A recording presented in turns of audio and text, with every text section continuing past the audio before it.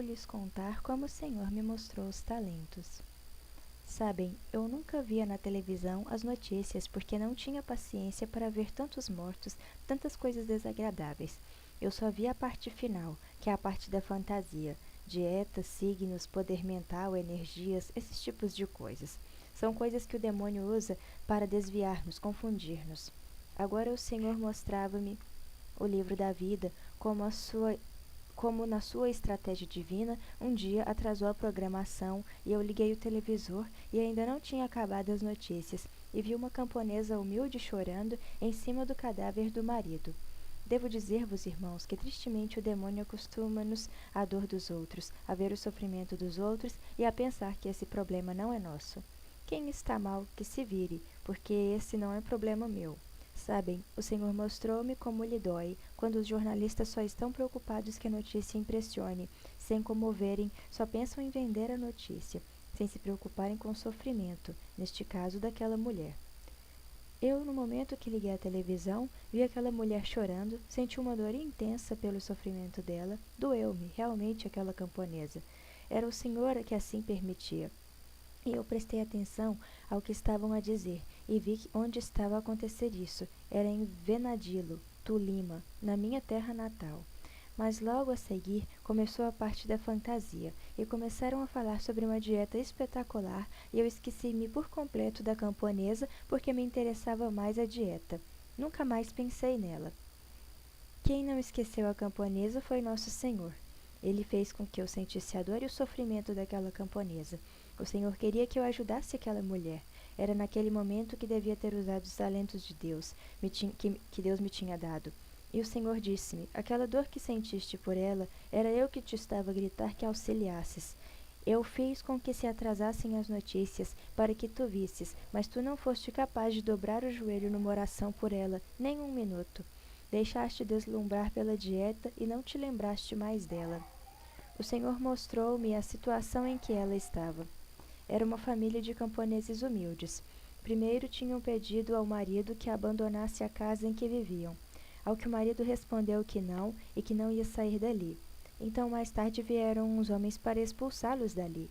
Quando aquele homem vê um grupo de homens, vem para expulsá-lo e vê que vêm armados para matá-lo, eu vi toda a vida daquele homem. Eu vi e senti o susto e a angústia dele. Vi como correu para esconder os filhinhos e a mulher debaixo de umas coisas, tipo umas panelas enormes de barro, correr afastando-se dali, mas aqueles homens perseguem-no. Sabem qual foi a última oração dele? Senhor, cuida da minha mulher e dos meus filhos, encomendo-tos. E matam-no. Cai estendido no chão.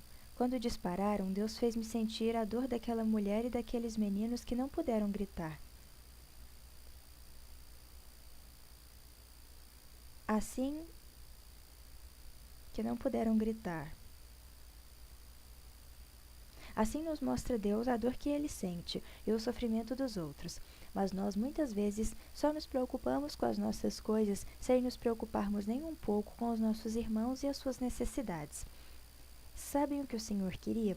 Queria que eu me ajoelhasse e lhe pedisse por aquela família, por aquela mulher e aqueles meninos. Deus ter-me-ia inspirado o que fazer para os ajudar.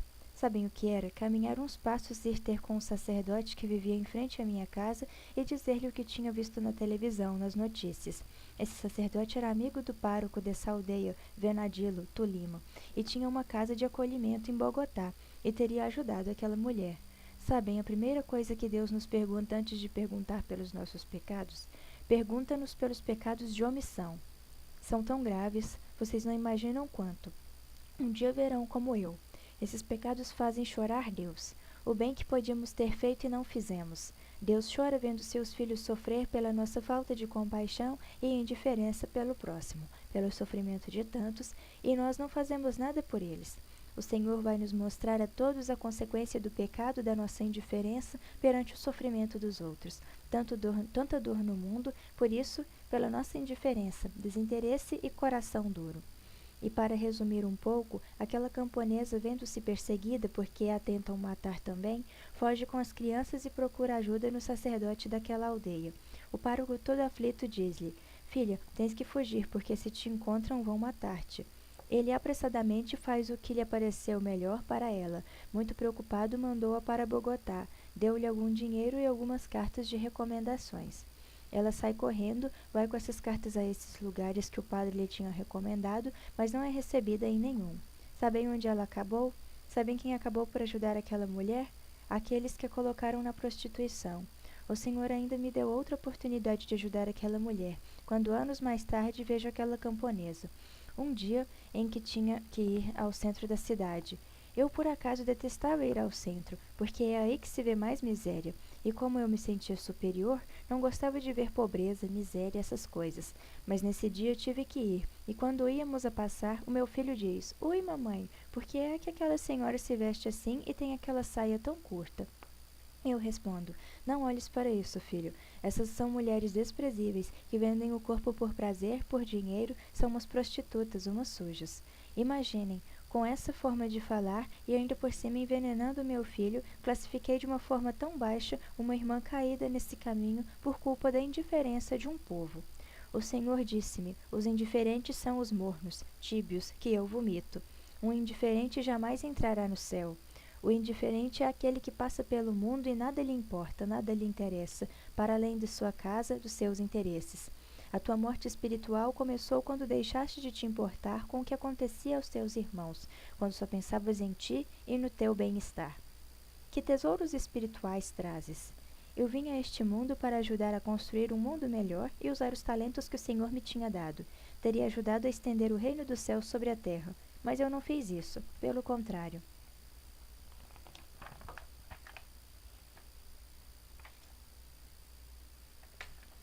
Quanto maus conselhos eu dei, e quantos com os meus maus conselhos e maus exemplos arrastei e arrasei. Nunca soube usar os talentos que Deus me deu, nunca os usei, nunca. O Senhor perguntou-me: Que tesouros espirituais me trazes? Tesouros espirituais? As minhas mãos iam vazias. Então diz-me o Senhor: De que te servem os 2 apartamentos que tinhas, as casas que tinhas, os consultórios que tu consideras de uma profissional com muito êxito? Por acaso pudeste trazer o pó de um tijolo aqui? De que te serviu tanto culto ao teu corpo, tanto dinheiro que gastaste no teu corpo, tantas preocupações para estar em forma? De que te serviu submetê-lo a tantas dietas que fizeram com que entrasses num estado de anorexia, de bulimia, torturando o teu corpo? Tu fizeste do teu corpo de ti mesma um Deus. De que te serve tudo isso agora aqui? Davas muitas coisas, é verdade, mas davas para que te agradecessem, para que dissessem que eras boa. A todos manipulavas com dinheiro, para que em troca te fizessem favores. Diz-me, que trouxeste aqui?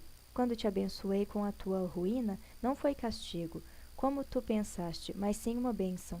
Sim, essa ruína era para te despir desse Deus ao qual tu servias. Era para que voltasses a mim. Mas tu levantaste em rebeldia, negaste-te a baixar de nível social e maldizias, escrava desse teu Deus dinheiro. Tu pensavas que tinhas conseguido tudo, tu só, à força de pulso e de estudar, porque eras trabalhadora, lutadora, mas não. Olha quantos profissionais há em melhor situação acadêmica que tu, quantos profissionais que trabalham tão fortemente ou mais que tu, e olha as suas condições. Mas a ti muito te foi dado, e como muito se te deu, muito se te pergunta e te é pedido. Sabem que por cada grão de arroz que desperdicei, prestei contas a Deus, por cada vez que joguei comida no lixo.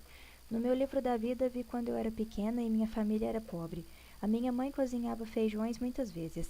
Eu detestava, odiava feijões e dizia: outra vez esses malditos feijões? Um dia terei tanto dinheiro que nunca mais voltarei a comer isso. E vi um dia que joguei fora os feijões que minha mãe me tinha servido, sem ela dar por isso, e quando ela ia sentar-se para comer, viu meu prato vazio e pensou que eu tinha comido depressa porque eu tinha muita fome e serviu-me outra vez, ficando ela sem comer. Sabem, o Senhor mostrou-me que eu tinha mais perto de mim, nesse tempo, a passar fome.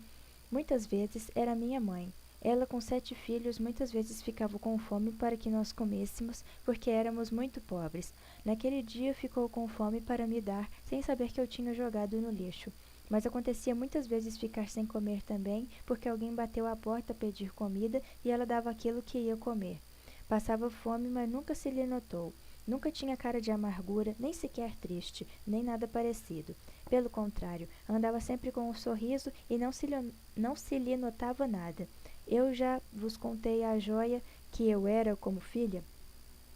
Eu chamava o meu pai de Pedro Pica-Pedra, Fred dos Flintstones, e dizia à minha mãe que ela estava passada de moda, que era uma velha antiquada e outras coisas desse estilo. Chegava ao ponto de negar que ela era minha mãe por vergonha. Imaginem. Mas vocês não imaginam as graças, as bênçãos que se derramavam para mim e para o mundo vindas da minha mãe. Imaginem a graça de ter uma mãe que vai à igreja e, em frente ao sacrário, entrega os seus sofrimentos e dores a Jesus e, além disso, confia. E o Senhor dizia-me: nunca ninguém te amou, nunca te amará como a tua mãe. Nunca ninguém te amará tão ternamente como ela. Daí para frente, o Senhor mostrava-me cada vez que eu dava festas, depois da minha vida de pobreza mudar, quando dava aqueles banquetes, aqueles buffets, e metade de toda aquela comida ia para o lixo, sem contemplações. O Senhor continua: olha os teus irmãos à tua volta passando fome. Quase gritando, disse-me: eu tinha fome. Mas não imaginam como dói ao Senhor a fome, a necessidade e o sofrimento dos seus filhos. Como lhe dói o nosso egoísmo e falta de caridade para com o nosso próximo. E continuou a mostrar-me como na minha casa havia tantas coisas finas, caras. Nessa época, realmente, tinha coisas muito caras na minha casa. Roupas muito elegantes, caríssimas. O Senhor disse-me: eu estava nu e tu com os armários cheios de roupas caras que nem usavas. Eu vi quando vivíamos num nível social alto que se as minhas amigas compravam roupa, eu tinha que comprar melhor. Se alguma comprava um bom carro, eu ia comprar um melhor. Eu queria sempre algo melhor que elas porque eu era invejosa. O Senhor disse-me: tu sempre foste altiva, comparando-te com pessoas que estavam em melhor situação que tu, pessoas ricas. Tu nunca mais olhaste para aqueles que estavam mais abaixo que tu, economicamente. Quando tu eras pobre, ias a caminho da santidade, porque tu davas até daquilo que te faltava. O Senhor mostrou-me como lhe agradou quando a minha mãe, apesar da nossa pobreza, conseguiu comprar-me um tênis de marca e eu toda contente, mas encontro um menino descalço na rua e senti tanta pena dele que tirei o tênis e dei àquele menino. Cheguei em casa sem os sapatos e meu pai quase me mata. E não era para menos. Com aquela pobreza, tanto esforço para poder comprá-los e eu dei-os pelo caminho assim que nos compram. Mas o Senhor ficou feliz. Como lhe agradava esse caminho para onde eu ia. Apesar de sermos uma família complicada e pobre, através da minha mãe, da sua bondade e das suas orações, Deus derramava sobre nós muitas graças e bênçãos. O Senhor continuou a mostrar-me que se eu não me tivesse fechado às graças e ao Espírito Santo e com os talentos que me tinha dado, podia ter ajudado muita gente. Ele foi me mostrando toda a humanidade e como nós lhe vamos responder por tantas coisas que se passam nos outros e temos fechado o coração a Deus e ao Espírito Santo e às suas inspirações divinas. E disse-me: eu ter-te-ia inspirado, tu terias rezado por essas pessoas e o mal não teria entrado nelas, causando tanto mal. Por exemplo, o Senhor mostrou-me uma menina que foi violada pelo pai e como eu, se não me tivesse fechado ao Espírito Santo e às suas inspirações divinas, teria rezado por ela, porque o Espírito Santo ter-me inspirado para isso. E o maligno não teria entrado naquele pai ao estar protegido pela oração, e isso não teria acontecido nem causado tanto sofrimento. Ou aquele jovem que não se teria suicidado. O Senhor continuou a dizer-me: se tu tivesses rezado, aquela menina não teria abortado, aquela pessoa não teria morrido, sentindo-se tão abandonada por mim, numa cama de hospital. Se tu tivesses orado, eu ter-te-ia aconselhado para que tu começasses a ajudar os teus irmãos. Eu teria te conduzido. Ter-te-ia conduzido a essas pessoas. Tanta dor no mundo e tu podias ter ajudado. Foi me mostrando quantas pessoas sofrem no mundo e quantas eu poderia ter ajudado. Eu nunca deixei que o Espírito Santo me tocasse, nem nunca me deixei comover pelo sofrimento dos outros. O Senhor disse-me: olha o sofrimento do meu povo, olha como tu precisaste que eu ferisse a tua família com câncer para que tu te comovesses por aqueles que sofrem de câncer. Tu só te comoveste pelos sequestrados, depois de teu marido ser sequestrado. O Senhor quase me grita: mas tu de pedra, incapaz de sentir amor. Para terminar, vou tentar explicar como se vê no livro da vida. Eu era muito hipócrita, falsa. Era daquelas pessoas que por vez elogiavam pela frente e pelas costas fala mal das pessoas, que pela frente fala bonito e por dentro não sente aquilo que diz. Por exemplo, Eu elogiava alguém ao dizer-lhes: estás linda, que vestido tão lindo, fica-te muito bem. E, e por dentro dizia: estás nojenta, feia ainda, te achas a rainha. Isso no meu pensamento. Pois no livro da vida vê-se tudo isso, mas com a diferença de que vemos os pensamentos também. Todas as minhas mentiras ficaram ao descoberto, ao vermelho vivo, e tão vivas que todos podiam ver. Quantas vezes escapei da minha mãe porque não me deixava ir a nenhum lado, quantas mentiras lhe contava. Mamãe tem um trabalho de grupo na biblioteca e a minha mãe acreditava na história, e eu me mandava para ver um filme pornográfico ou ir a um bar tomar cerveja com as minhas amigas. E agora a minha mãe ali assistindo a tudo no livro da vida. Agora nada escapava. Que vergonha senti, que vergonha. Sabem, na época em que os meus pais eram pobres e para a merenda levava para a escola banana e leite, e comia banana e tirava a casca para qualquer lado. Nunca pensei que alguém pudesse machucar-se por causa dessa casca de banana. Sabem, pois até disso o Senhor me mostrou as consequências. Quem caiu, quem se machucou com essa casca, e como até podia ter morto alguém com a minha irresponsabilidade e falta de misericórdia. Vi, com muita dor e vergonha, como só uma vez fiz uma confissão bem feita, já adulta, e que foi quando uma senhora me deu 4.500 pesos a mais no supermercado em Bogotá. Meu pai tinha nos ensinado que devemos ser honrados e nunca tocar num centavo de ninguém.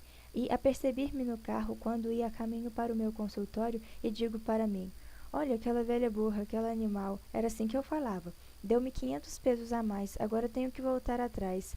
Mas olho pelo retrovisor e vejo o trânsito engarrafado e digo: não, eu não vou voltar atrás, não vou atrasar-me e perder tempo. Quem a manda ser tão burra? Mas fiquei com remorso desse dinheiro. Por esse lado, meu pai tinha nos educado bem. E no domingo confessei e me disse: padre, acuso-me de ter roubado 500 pesos. Não os devolvi e fiquei com eles. Nem prestei atenção ao que o padre disse, mas sabem, o maligno não pôde acusar-me de ladra. Mas o Senhor disse-me: essa tua falta de caridade, quando não devolveste o dinheiro, embora para ti 500 pesos não fosse nada, para essa mulher era a alimentação de 3 dias. Sabem, o mais triste é que vi como aquela mulher sofreu e aguentou fome um par de dias, por minha culpa, com seus 2 pequeninos, porque assim me mostrou o Senhor.